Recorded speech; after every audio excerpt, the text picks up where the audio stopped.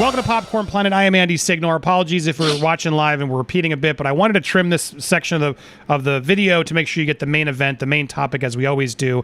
And Steph was beginning to explain the case of Heidi Planck. In case you haven't been up to date, we did do a video on this case. She was missing, last seen in front of her building, leaving for her son's football game. She then was found in a high-rise of a building. Her dog was found in the high-rise of a building, and she was missing. Steph was going through sort of the breakdown of what we know so far and getting into some of the corporate crazy dealings and things that I want to make sure you guys have before we get into this new bombshell potential testimony from an alleged witness claiming that she was found overdosed on fentanyl at a party with strippers and crypto, and they dumped her body down a garbage disposal chute in the building is what is now being claimed. Now, I want to put out the gate at the beginning of this clip even.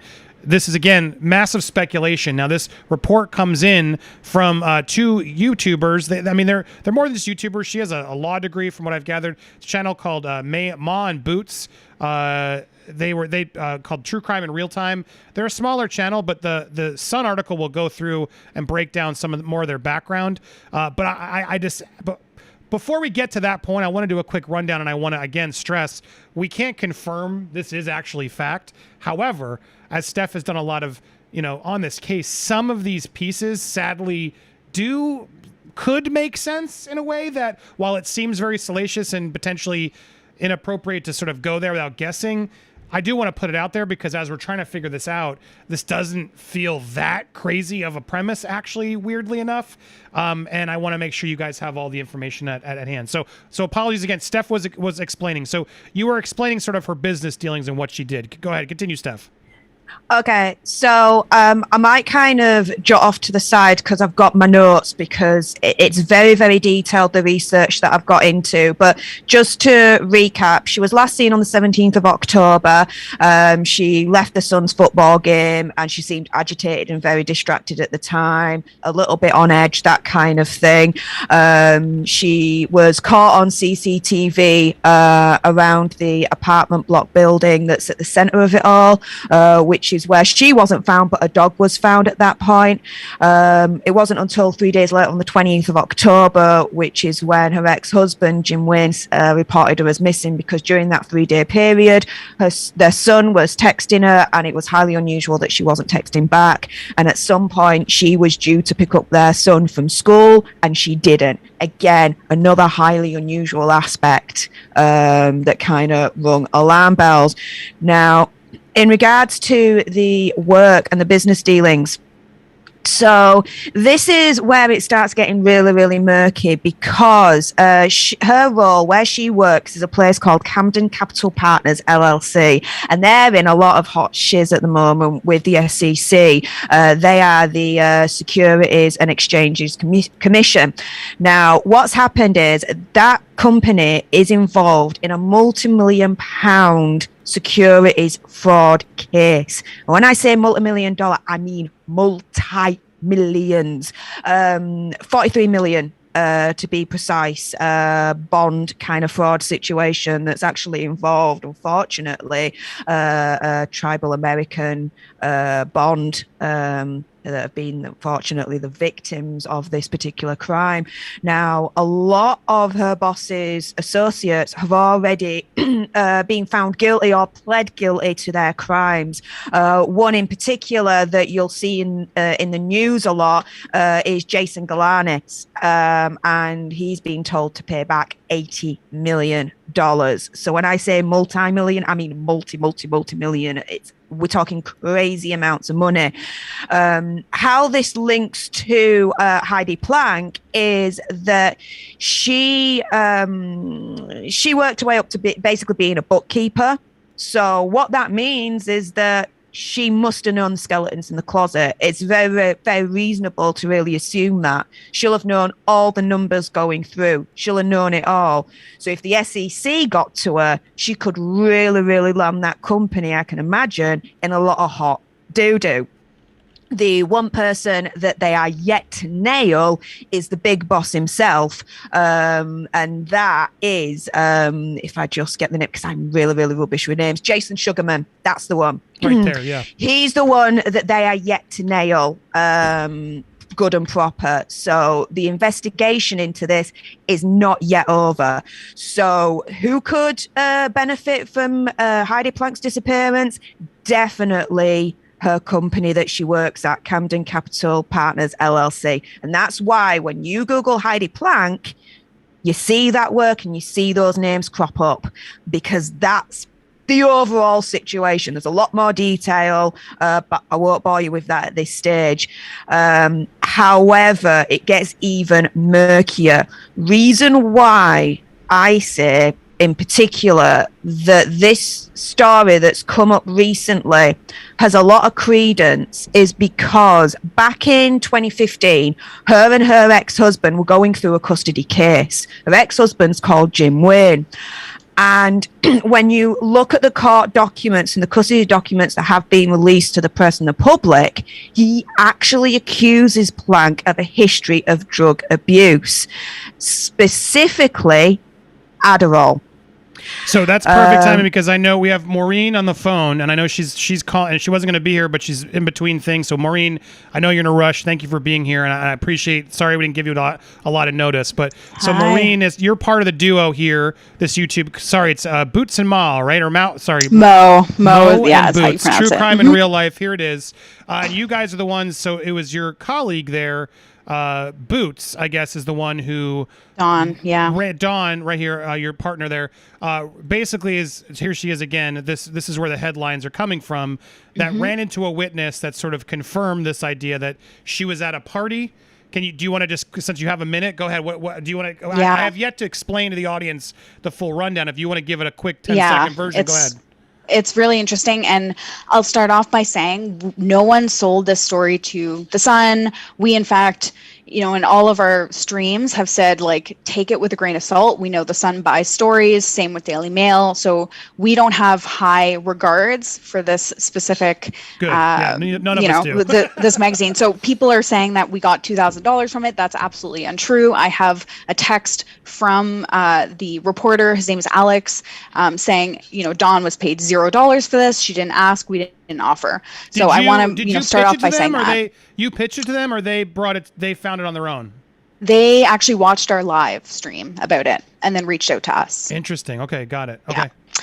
So what happened is Dawn had gone downtown with a friend of Heidi's to tend to the vigil because it was raining that day.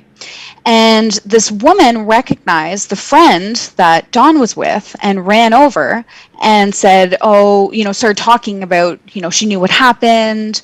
It just seemed very odd, okay? The fact that she ran over to her and then she happened to have a Maserati with her tires slashed. So this is the truth, okay? It seems very weird. And I immediately, when I heard that information, I'm like, okay, so you have a Maserati, but you can't afford to call a tow truck? That's very strange. This, it is very strange. Anyway, so then they get invited. So Dawn uses her CAA again. I'm like, why? But to get a tow truck over. Her AAA, gotcha. Okay, yep. AAA, right. And then they get invited to the 8th floor for happy hour at the Hope and Flower building. So they go in, and the more this woman drinks, the more she talks. And she pretty much just let out this whole story about how, Heidi apparently, so this is, I'm going to caveat everything with, this is what Dawn was told. We have the speculation warning on screen. So yes, we've given plenty of caveats. This is all hearsay now, but this is your friend Dawn, who you trust. She couldn't call in directly, but this is exactly. She's just unable to be here. You're speaking on her behalf. If you want to watch their behalf, you can go to their show and watch this. But thank you for just gotcha. Setting you up so you can tell us what you know. Yes. So what Dawn was told is that Heidi left to go get Adderall from her boyfriend, who apparently was at this party, and no names were given of this boyfriend. And we've never heard of another boyfriend. We know Naeem. It wasn't Naeem. It wasn't Jim. It was some other random guy who was at the 40th floor, 4002 in that party house.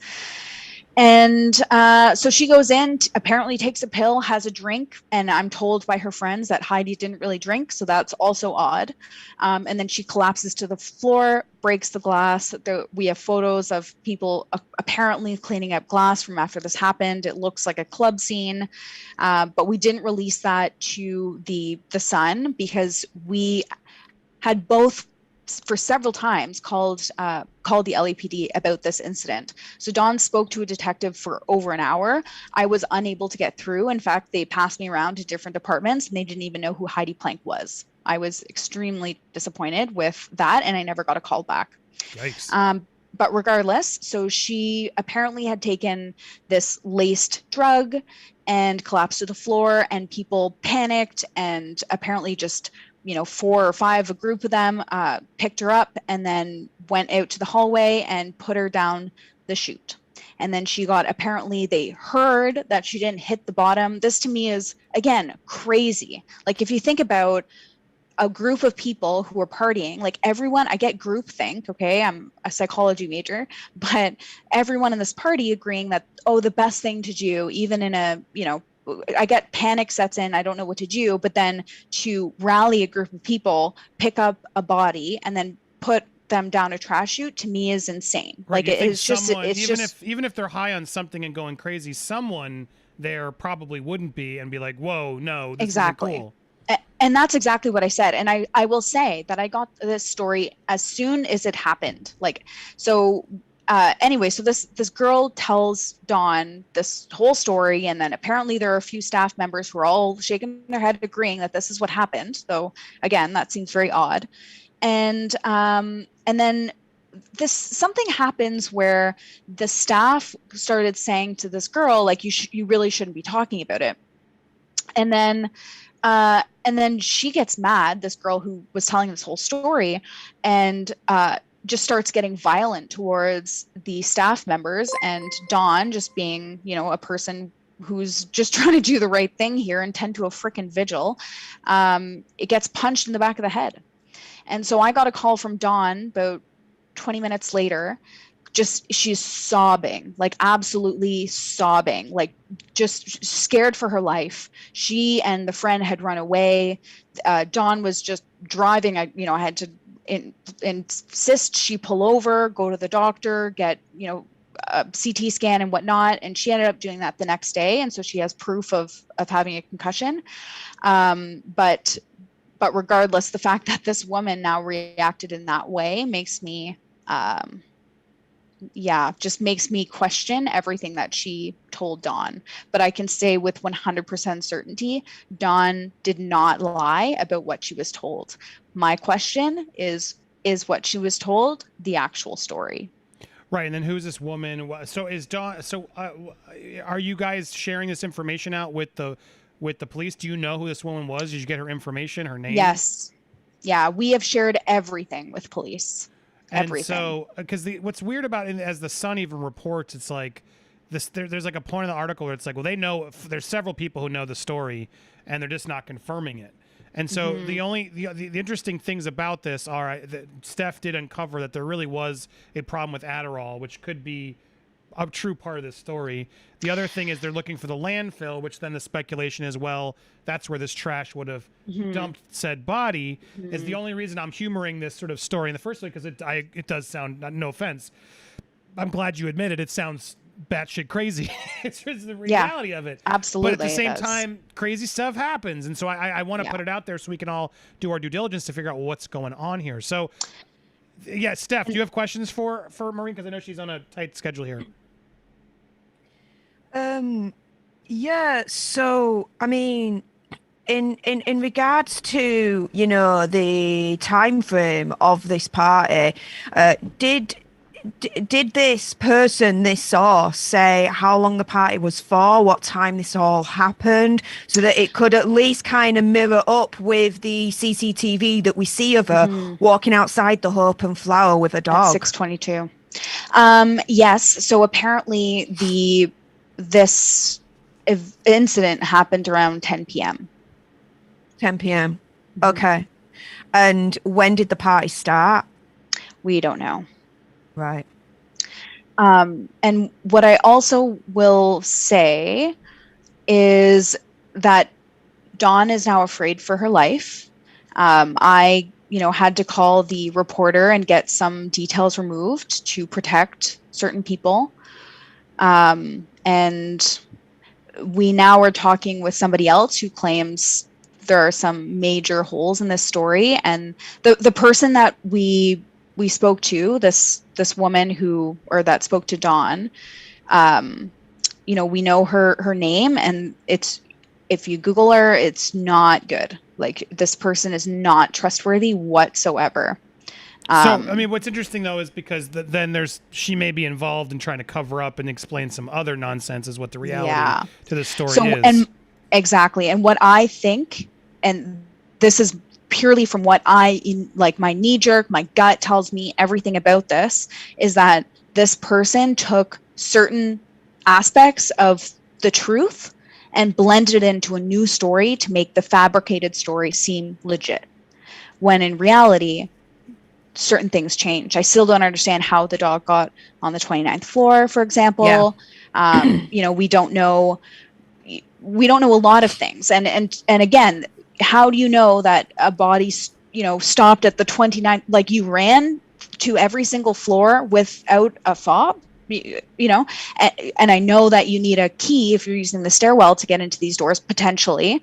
Now, Dawn had tried to go in earlier and see if actually so I'll back up a little bit. We went and saw one of the units at Hope and Flower to see if indeed, and this was through a realtor, of course, but to see if it was as secure as it seemed, and it wasn't. So Dawn was able to go into some of come in from outside without a key, go up some stairs without a key. So we know it's certainly not as secure as they meant it to be. But I will say, and just to finish off, because I do need to get back to work, is that we are in talks with somebody else who does, as I said, claim that this story has holes in it. It's not completely true, and I'm gathering some information now. So they'll remain anonymous, but do know that our intentions are absolutely pure. We're not looking to, falsify anything or negatively impact the investigation, which is why we haven't given all of the details to the Sun. But we wanted to make sure that the police were kicked into gear and continue doing good work, because, me calling and saying I've, some information regarding the Heidi Planck case and them saying who, doesn't give me a whole lot of confidence. No, and I appreciate you calling in. I'm glad you called in because it gives me some better perspective on it all. So it's good to meet you, and I thank you for making the time. Please update me. You have my email. Let's keep in touch as you guys get more updates on this. We can keep the audience informed and put it out there, because I'm glad you got to it faster than I was going to get to. It sounds like there's probably a middle to this story, right? You guys got an extreme from somebody who it seems, why is this person chiming in at all, covering something up? That's where I was sort of going to start to get to, and it sounds like we're already at that place. So fascinating update. I appreciate you calling in. I know you got to go, so thank you for. I'll plug. You guys can check out the full video here to get your own 2 cents, since they've been doing the homework and doing the research. Bravo, True Crime in Real Time. Mo and Boots is on YouTube there. So thanks for coming in, Maureen. Good to meet you. Yeah, thank you so much. I'll be in touch. Be in touch. All right, Lovely awesome. to meet you. Take care. Thank you so much. Nice to meet you, Steph. Bye. So interesting update. Oh, I'm glad she got to call in, because I was hoping she would, and that gives me a little bit more because I got a vibe. This didn't seem like they were out there just Joseph Morrising things. You know what I mean? Yes. I didn't get that vibe from this, because I wouldn't want to go do that. And the reality is, it sounds like there's something to it. So now that we've heard that, I know she had to rush through, and apologies, because I know she literally was on a break at her job, and she's like, I can't come. And I'm like, all right, well, we're live. Sorry. I thought, because we got so she made a few minutes to come give you that update, which I'm glad she did. Now that said, let's go through the story again, keeping in mind the fact this is most likely from someone who's not being fully honest, who's probably more involved. So again, where we stood this off and what she sort of explained was that, so here we go. So woman was asked so there was some woman with a Maserati / tires. Already red flag. Something's up. This makes no sense. But this is a woman that, and I meant to ask her, Dawn was there with one of Heidi's friends. Dawn's a paralegal in LA, co-hosts this crime show at the same time. And she was there with a friend of Heidi's to tend to a vigil site erected nearby. While there, she was approached by this woman in question who lives in the building and who's Heidi's friend had spoken with before. Because I guess they're there a lot, obviously, trying to get as much intel from that building and anybody in it. Dawn was left stunned when the woman eventually claimed that she had witnessed Heidi die from an overdose at an ADHD drug Adderall laced fentanyl at a party on the 40th floor.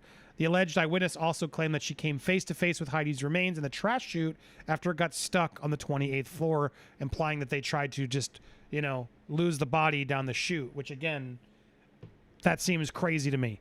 And in another bizarre twist, Dawn says the witness later flipped out when she and Heidi's friend tried to leave and sucker punched Dawn from behind, leaving her with a concussion.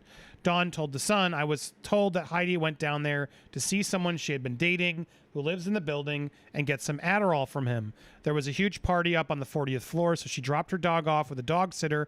Apparently, she had done the same before. She was up at this really big party, and they were gambling with cryptocurrency, drug strippers, and they had bought a stripper pole up there, and they had a DJ." Now, right out the gate, because someone, I think it was Gene, thank you, Gene, or Pamela in our chat, they made a good point. Steph was like, well, she was in like sweats with her dog. Like, was she really going to a party?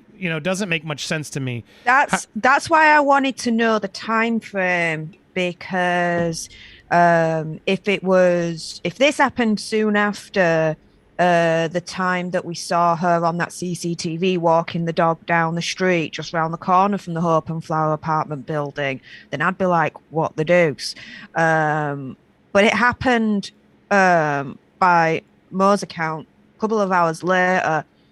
So it's, I suppose, plausible that maybe she had a change of clothes in a Range Rover and she changed quickly to go into the building, or that this party never happened as outlined in the first place, that it is a mixture of truth and lies. My whole thing is that maybe she didn't even know it was a party. Maybe she was just going to meet someone to get Adderall, right? Is another possibly other take of this. Possibly, but the other alarm bell that's ringing on this one is boyfriend.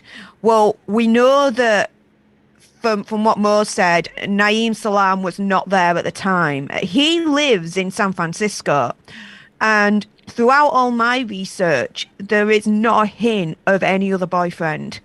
She was very, very committed, from what I can tell, to Naeem Salam, and actually they were having disagreements quite a lot before her disappearance because of the long distance relationship that they had, because she was based in Los Angeles, he was based in San Francisco, and there was a bit of a tussle about that.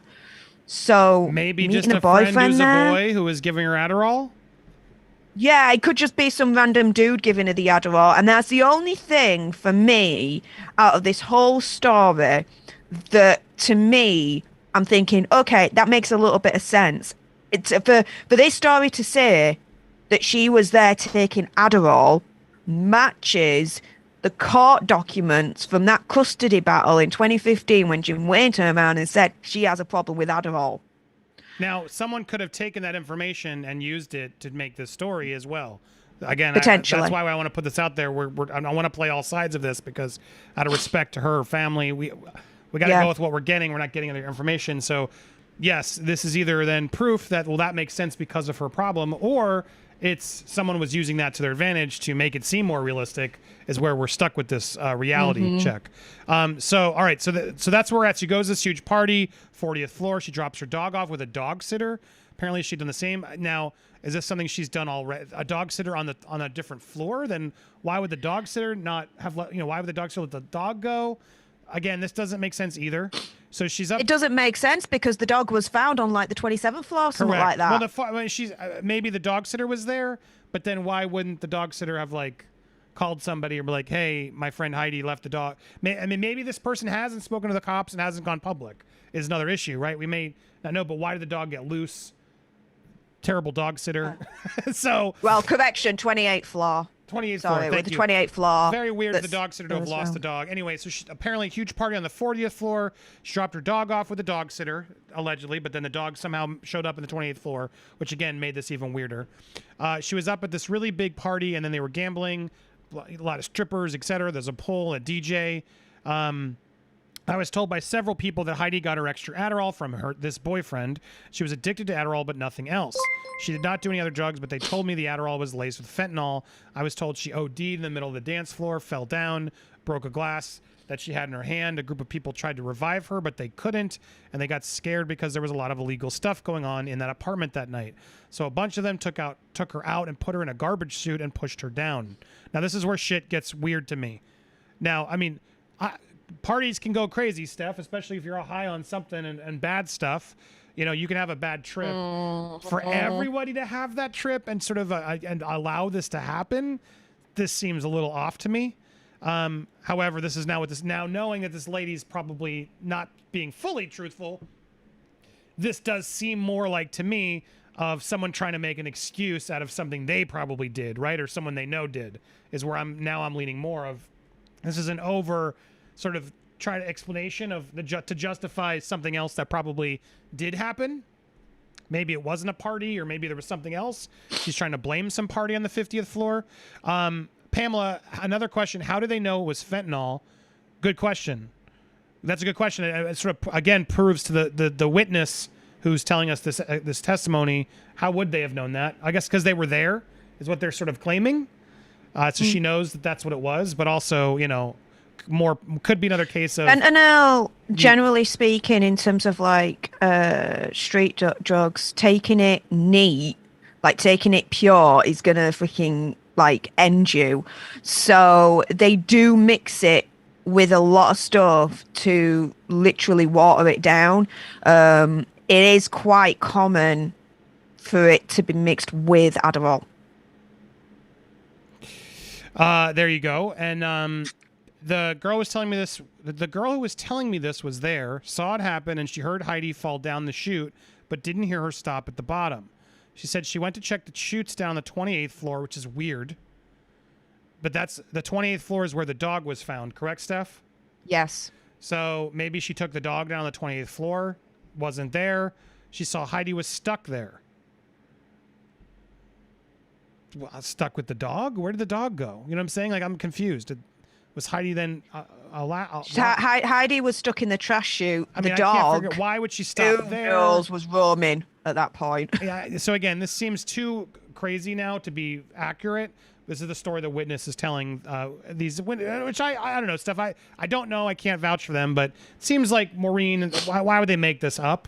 It seems more likely to me that the witness is lying to make this up, but you guys got to make your own call on that. The woman told me in front of this that 3 other people who work in the building, and they were like, yeah, that's what happened. She also shared videos and a pic, which I was told show the party in the aftermath of Heidi losing consciousness. Dawn clarified that the man who Heidi was allegedly dating in the building is not her Mark Zuckerberg charity executive boyfriend, Naheem. One of the video clips she referred to, which the Sun has seen, but is not publishing at Dawn's request. That's weird. The Sun has any moral... Right? Why? I don't get. Now that's weird to me. I wish I could follow more on this. Like, so you showed. How did you show the Sun without the Sun stealing it from you and airing it? You know what I mean? Like, the Sun has no scruples. They'll share anything. Anyway, they didn't publish at Dawn's request. It appears to show a woman in a bra and a thong with high heel boots clearing something away on the floor. Pic shows what looks like a nightclub style scene in a darkened room with blue lights, a woman apparently holding a trash bag and what appears to be a DJ in the background. It's time-stamped to Sunday 11:41 a.m., matching the day of the week that she was last seen, but not the time, which also would have been around 10 p.m. rather than the morning. Second video shows that what appears to be half a dozen or so scantily clad women in the same room as the picture. There is no sign of Heidi in either the video or the photos, and the Sun has not been able to independently verify whether they were taken at Open Flower. So here, again, very strange of the Sun to be this, you know what I mean, yeah, Steph? Careful. This is weird of them being careful. It's like, why? Interesting. Her Labradoodle dog, Seven, the dog was named Seven, yes. was found wandering on the 28th floor of the building the day she vanished. Downey runs this true crime channel with co-host Maureen, who we just had on, plus a team of other people, investigate high-profile crimes, explain bizarre chain events, which lead to eyewitnesses' confession. After helping the woman fix her tires, she invited them up to happy hour gathering in the common area of the building on level 8. Dawn said she started talking, and she goes, you know, it's just so sad. It's heartbreaking. I hope they find something soon. She goes, well, I have ADHD, and that's where I get my Adderall. And that's how the conversation started. I straight out asked her, do you know what happened? And she just started telling me everything. Dawn said that an off-duty concierge who used to date the eyewitness approached them during the conversation and asked what they were talking about. The pair started bickering amongst themselves and the argument moved outside the common area to the hall area. Now, this is the kind of detail, Steph, that makes me believe Dawn more than the witness. It's like, this is extreme storytelling here to not only say what the witness told you, but then parlay into what the witness is around. You know what I mean? Like, very specific, weird details that make me, again, believe this channel, but not believe the witness. That's just me. Argument escalated. Dawn said it escalated to the point where a building manager and a security guard came over. All three of them were telling her that she should not be talking about it, and she was starting to get physical, Dawn explained. She was punching the concierge in the chest and the arm, so my dumb ass stepped in, and at that point, she pushed me out of the way. My friend was like, we need to go, and the eyewitness kind of socked her in the stomach. Eventually, Dawn and her friend made their way to the elevator, but the eyewitness got in with them and was telling them, you guys can't leave. I'm doing this for you guys. How could you leave me right now? Sounds like she's on something, too. As Dawn and Heidi's friend made their way out of the building, the eyewitness allegedly sucker punched Dawn in the back of the head very, very hard, leaving her seeing stars. Dawn went for a CT scan the next day, which found that she had suffered a concussion and also spoke with police, but says she is not sure if she'll be pressing charges. Heidi's ex-husband, Jim Wayne, who was the first to report her missing, told The Sun that he does not know anything about the claims, but he has been told by the LAPD that up to 5 people know what happened to Heidi. Now, that's very crazy. LAPD has told him that he doesn't know what, but 5 people know what happened. Jim said, I don't know anything about it. I really don't. I spoke to the detective this morning, and they said they were bringing in some different equipment in the landfill, and that was it. LAPD spokesman said that there was no further update, other than say the search of the landfill is still ongoing. And there's pictures of her. So, interesting. This is a weird, interesting, but there's some to it, Steph, that I'm like, all right, there's something here. However, I don't believe this witness. But why would this witness bring all this up? This witness clearly has something else to hide or knows something, in my opinion. What are your final thoughts as we digest all that? Taking it with a pinch of salt, the majority of it. But like I said, the one thing that grabs me is they were very specific in terms of the illicit substance that she was taking, which is the Adderall, which again harkens back to the 2015 custody case that she had with her ex-husband, Jim Wayne, where Wayne turned around and said, George, she's got a problem here, and it's with Adderall. And here are just a couple of instances that he lays out in these custody documents of a mental instability on this kind of substance. So that's the only thing that grabs out to me that thinks, okay, maybe what this witness is saying potentially has something to it. But the rest of it, I'm not too sure. There's a lot of holes in it, like the boyfriend situation. The only boyfriend she had was Naeem Salam. There's no indication that she had anyone else at all. And the witness, this person that Mo was talking about that has ended up becoming dangerous in this sense. I mean, this is going pure speculation mode on my part, but Jason Galanis, who has been found guilty with the Security Exchange Commission with this securities fraud situation at her place of work, his family allegedly has ties with the Gambino crime family. His brother, Derek Galanis, is very, very vocal on that. And so this person who has become, by all accounts, this witness, very, very violent and very, very dangerous and threatening, there might, I mean, it's not out of the realm of possibility, might have links to the mafia, because there's links with this whole company situation and them being involved potentially with it all as well. So like I said right at the beginning, it gets murky. The more details you find about this, it gets murkier and murkier. I agree. There's a lot of something here. I'm asking you guys in the community to just put a poll. Do you believe all of this? Do you believe the YouTube channel and the witness are telling the truth? Or do you think the witness is real but hiding something? In which case, meaning the number 2 option is you believe these YouTubers, but you don't believe the witness. Again, props to Mo and Boots, True Crime in Real Time, who scored this information. And in talking with them, I don't know, I don't feel like there's anything malicious here, but what do I know? Always be careful, take it with a grain of salt, but they seem like they're just trying to get some serious reporting, and so they have some backgrounds that do give me a little bit more credibility. However, this could be nonsense. However, I'm more likely to be on the idea that, yes, they spoke to someone there. That person is clearly hiding something, is where I'm standing. Steph, where do you stand on the believability after all this? Believability, I'm kind of thinking there is a grain of truth in this story potentially, but this person has just BS'd it up to the max with a lot of it. Because, I mean, I've only just poked a couple of holes in that story, but I can poke a heck of a lot more. But yeah, a lot of it just don't make sense based on research I've got. And thank you to Teresa Polgar, member for 2 years. Sorry, 2 months. Thank you for being here. Thank you for all you. You guys rock. Well, you rock. Thank you for 2 months of support. And thank you all. We're going to get to your comments and questions next. I'm just trimming this for YouTube's sake. Make sure you go follow my friend Steph, the Alter Nerd, over on YouTube. She's got more cases like this that you'll want to go hear about. So go join her tribe is over there, the Alter Tribes. And if you haven't already, hit subscribe here as well. If you're watching live or on the replay, hit that bell for all alerts. Make sure you're still got it. Smash the like button while we're at it and leave a comment to help the engagement. We appreciate you guys. We got lots more to talk about on the live show. If you are watching right now live, don't go anywhere. If you're watching on the replay, thanks so much for catching us. We're usually live sometime between 12 and 1 p.m. Eastern Standard Time. Sort of. Thanks for watching.